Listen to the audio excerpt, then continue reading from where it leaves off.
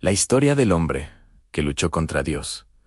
¿Qué realmente sucedió con Jacob? Desde el principio, la vida de Jacob estuvo marcada por lucha. Aún antes de nacer, en el vientre de su madre Rebeca, él y su hermano Esaú se empujaban como si presintieran que el destino de naciones enteras dependía de ellos. Rebeca, incapaz de entender la agonía interna que sentía, consultó a Dios, y él le respondió, con palabras que jamás olvidarían: dos naciones hay en tu seno, y el mayor servirá al menor.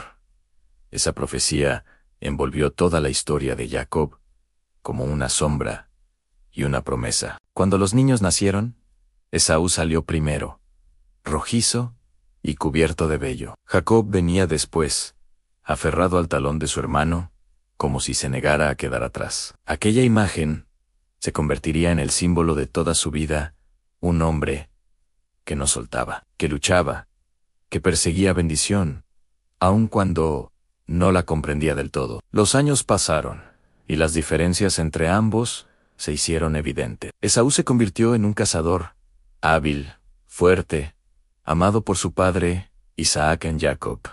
Por el contrario, era un hombre tranquilo, reflexivo, más cercano a su madre Rebeca. En el corazón de Jacob ardía un deseo intenso por la bendición que Dios había prometido a su linaje, pero ese deseo se mezclaba con inseguridad, astucia y miedo. Un día, Esaú regresó agotado de cazar, y vendió su primogenitura a Jacob por un plato de lentejas. Fue un pacto impulsivo para Esaú, pero para Jacob fue el primer paso hacia el destino que sentía que le pertenecía. Sin embargo, la bendición final no llegó sin conflicto. Cuando Isaac envejeció y quedó casi ciego, Rebeca ideó un plan para que Jacob recibiera la bendición reservada para el primogénito. Jacob dudó, temió ser descubierto, pero su madre insistió. El engaño fue tenso, lleno de silencios, nervios y el peso moral de tomar algo que no le había sido entregado abiertamente. Aún así,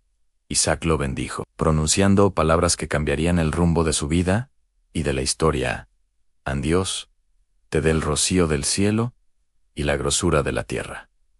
Esa bendición no podía retirarse. Había sido decretada. Cuando Esaú descubrió lo sucedido, su furia fue tan grande que juró matar a Jacob. Y así comenzó la segunda gran etapa de la vida del patriarca, a la huida. Bajo la dirección de su madre, escapó hacia la tierra de su tío Labán. En el camino, exhausto y solo, durmió con la cabeza sobre una piedra. Esa noche, Dios le mostró un sueño que quebró sus temores y reafirmó su propósito: una escalera que unía el cielo y la tierra, ángeles que subían y bajaban, y la voz del Señor diciendo: «An yo estaré contigo, no te dejaré». An Jacob despertó temblando. Por primera vez, entendió que no estaba huyendo simplemente de su hermano. Estaba siendo guiado por Dios hacia un destino mayor que él mismo. Al llegar a la casa de Labán, Jacob vivió años de trabajo duro, engaños y aprendizajes. Se enamoró profundamente de Raquel, pero Labán lo engañó haciéndole casar, primero con Lea. 7 años más de servicio siguieron, marcados por competencia entre las esposas, hijos que nacían uno tras otro, y el lento crecimiento de un hombre que aprendía que la bendición no se obtiene únicamente con astucia, sino con carácter. Con el tiempo, Jacob prosperó de una manera que solo podía explicarse por intervención divina. Pero su corazón seguía inquieto, porque sabía que tarde o temprano debía enfrentar a Esaú. Dios finalmente le ordenó regresar a su tierra. El viaje de retorno estuvo lleno de tensión, más emocional que física. Cada paso acercaba a Jacob al encuentro con el hermano, cuya furia aún podría arder. Cuando supo que Esaú venía hacia él acompañado de 400 hombres, Jacob sintió que la amenaza era inminente. Dividió a su familia en grupos, preparó regalos para Esaú, e hizo todo lo humanamente posible para apaciguar la situación.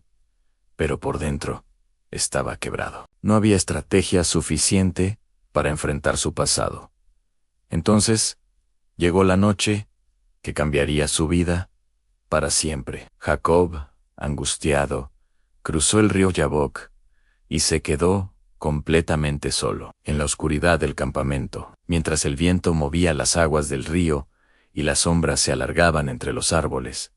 Un hombre misterioso apareció y lo atacó. La lucha fue intensa, silenciosa y prolongada. No era una pelea común. Jacob sentía que aquello no pertenecía al mundo terrenal. Sus fuerzas se agotaban, pero se negaba a soltar. No sabía quién era su oponente, pero sabía que estaba luchando por algo más que su vida, por su identidad, por su destino, por su bendición. A medida que avanzaba la madrugada, la figura se dio cuenta de que Jacob no cedería. Entonces, tocó su cadera y la dislocó con un solo movimiento. El dolor fue insoportable. Jacob cayó parcialmente al suelo, pero aún así se aferró al hombre, con desesperación. Con voz entrecortada, clamó: «No te dejaré si no me bendices». Aquella declaración no fue un capricho. Fue la confesión de un hombre que había pasado toda la vida luchando con sus fuerzas, engañando, huyendo, sobreviviendo, pero que finalmente entendía que la verdadera bendición venía solo de Dios en el misterioso oponente, que no era un hombre común sino una manifestación divina. Le preguntó su nombre. Jacob respondió: «El suplantador, el que toma por el talón, el que lucha». Entonces la voz respondió con poder y ternura: «No se dirá más tu nombre Jacob, sino Israel, porque has luchado con Dios y con los hombres, y has vencido». Aquel nombre nuevo era más que una identidad, era un pacto, un destino, una confirmación celestial. Al amanecer, Jacob cojeaba. Su cadera herida se convirtió en una marca eterna, recordándole que había visto el rostro de Dios y había vivido. Cuando finalmente se encontró con Esaú, el encuentro no fue de guerra, sino de reconciliación.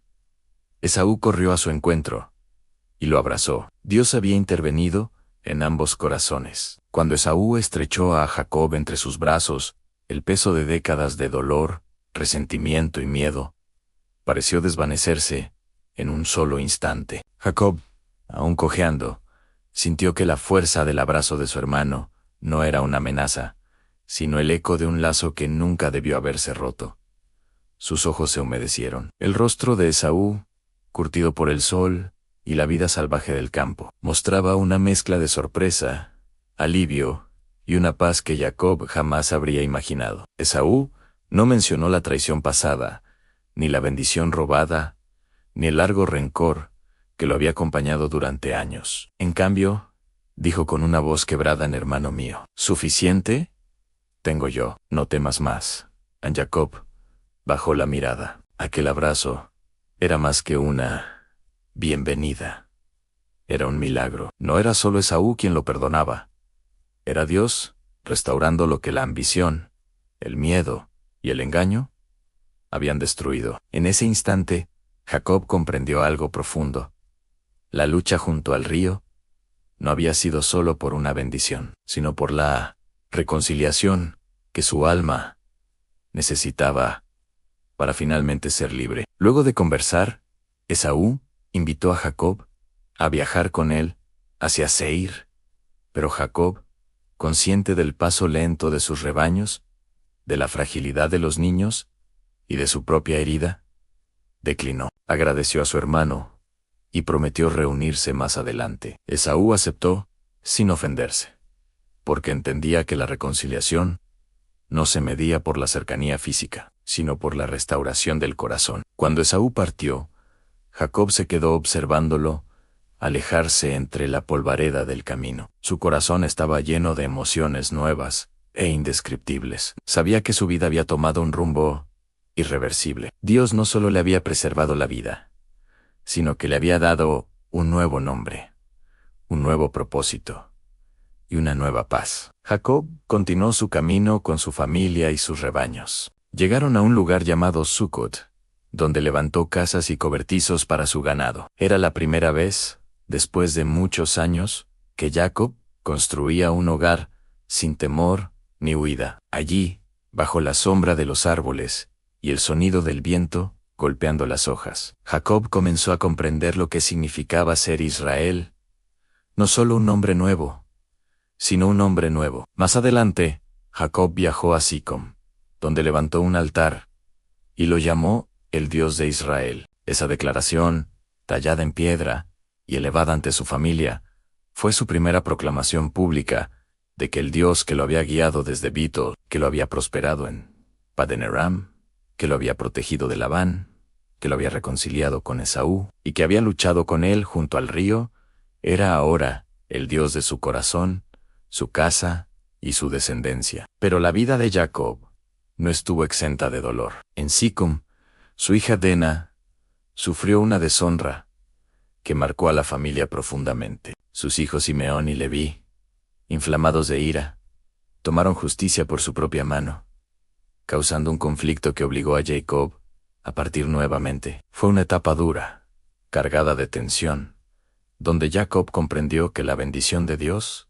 no eliminaba las responsabilidades ni las consecuencias de las decisiones humanas. En medio de esa turbulencia, Dios volvió a hablarle: levántate y sube a Betel, y haz allí un altar en Betel. Era el lugar donde, años atrás, había visto la escalera al cielo. Era un llamado al origen, a recordar quién lo había sostenido. Jacob obedeció. Ordenó a su familia que se deshicieran de todo ídolo extranjero, que se purificaran y prepararan para encontrarse con Dios. Cuando llegaron a Betel, Jacob levantó un altar y derramó aceite sobre él allí. En aquel lugar santo, Dios volvió a presentarse ante él, confirmó su nombre, Israel, y renovó el pacto hecho a Abraham e Isaac. Una nación y compañías de naciones procederán de ti. Fue un momento solemne profundo donde Jacob sintió que todo su pasado, las astucias, las huellas de huida, la lucha, la herida en su cadera, convergían en un solo propósito en Dios. Estaba cumpliendo su promesa, paso a paso, incluso en medio de errores y sufrimiento. Sin embargo, el camino de Jacob aún guardaba momentos de dolor. En el trayecto desde Betel hacia Efrata, su amada esposa Raquel murió dando a luz a su hijo Benjamín. Jacob lloró como nunca antes y levantó un pilar sobre su tumba, un recordatorio de amor y pérdida que permanecería por generaciones. Aquel dolor marcó su alma, pero también la profundizó. Israel, el hombre transformado por Dios, entendió que la vida bendecida no era una vida sin lágrimas, sino una vida acompañada por la presencia del Dios que nunca abandona. Finalmente, Jacob regresó a la tierra de su padre Isaac, lo honró en su vejez, y estuvo junto a él hasta el día de su muerte. Cuando Isaac exhaló su último aliento, Esaú y Jacob se reunieron nuevamente para sepultarlo. Aquella escena, dos hermanos, antes enemigos, ahora en paz, unidos por el amor a su padre, era el cierre perfecto de un capítulo de lucha y la apertura de un legado que cambiaría al mundo. Jacob vivió sus últimos años contemplando a sus hijos crecer, multiplicarse y formar la base de lo que algún día sería la nación de Israel. Aunque enfrentó conflictos, favoritismos, desafíos y profundas heridas emocionales, especialmente con la aparente muerte de José, su vida siempre regresaba al mismo punto. Dios estaba allí, firme, fiel, paciente. Y así, cuando Jacob ya era anciano, entendió finalmente lo que muchos pasan una vida entera sin comprender. Aunque luchar con Dios no fue perder, sino ser hallado. Que su cojera no fue una debilidad, sino una marca de transformación. Que su nuevo nombre fue más que una identidad, fue un pacto eterno. Jacob, Israel, fue el hombre que luchó contra Dios, y en esa lucha encontró gracia, propósito y un legado que perdura hasta hoy. Al observar la vida de Jacob desde la distancia del tiempo, es imposible no notar un hilo invisible que lo acompañó desde el vientre hasta la vejez. La mano de Dios, tejiendo un destino que Jacob no siempre comprendió, pero del que nunca pudo escapar. Su historia, marcada por engaños, huidas, pérdidas y reconciliaciones, revela una verdad profunda. Los caminos de Dios no se construyen sobre la perfección humana, sino sobre corazones dispuestos a ser transformados, incluso a través del quebranto. Jacob nació luchando, vivió luchando y encontró a Dios en la lucha. Su vida no está relatada en la Biblia como un ejemplo de impecabilidad, sino como un reflejo crudo y real de la condición humana. En él vemos nuestras propias contradicciones, anhelos profundos mezclados con temores, decisiones guiadas por fe y otras impulsadas por inseguridad, momentos de claridad divina y temporadas de silencio. Y aún así, Dios lo escogió. Pero el momento decisivo de su existencia ocurrió aquella noche junto al río Jabbok, cuando un hombre, una manifestación divina, descendió para enfrentarlo. En ese combate misterioso, Jacob descubrió que su verdadero adversario nunca había sido Esaú, ni Labán, ni las circunstancias externas. El combate era consigo mismo. Era su orgullo, su ansiedad, su necesidad de controlar, su temor al futuro. Cuando Dios tocó su cadera y lo quebró, no lo destruyó, lo redirigió. Su cojera se convirtió en el recordatorio físico de una verdad eterna.